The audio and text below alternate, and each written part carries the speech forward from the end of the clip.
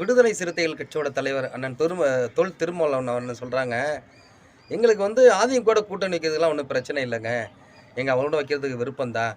ஆனால் அவங்க கூட வந்து பிஜேபி கூட்டணியில் இருக்கே, நாங்கள் எப்படி வைக்க முடியும் அப்படின்ட்டு திருப்பி ஒரு குண்டை போட்டு விடுறாரு. ஏற்கனவே நாடாளுமன்ற தேர்தலுக்கு முன்னாடி இப்படி ஒரு அறிவிப்பை அவர் வெளியிட்டார். எங்களுக்கு வந்து அதிமுகவோட கூட்டணி போகிறதுக்கு ஒன்றும் சிக்கலே இல்லை, நாங்கள் வந்து விரும்பினா நான் போவோம் அப்படின்னாரு. அப்புறம் பார்த்தா அதிமுக இதை கேட்டு தான் என்னன்னு தெரியல, பிஜேபி விட்டு வெளியே வந்துருச்சு. வெளியே வந்து நாடாளுமன்ற தேர்தலை தனிச்சுன்னே அவங்க சந்தித்தாங்க.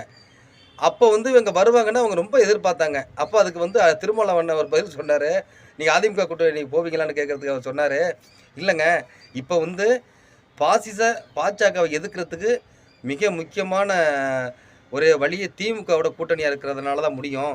ஏன்னா இது வலிமையான கூட்டணி, கொள்கை கூட்டணி, கண்டிப்பாக இவங்கள தோற்கடிச்சே தீரணும். அதனால வந்து இந்த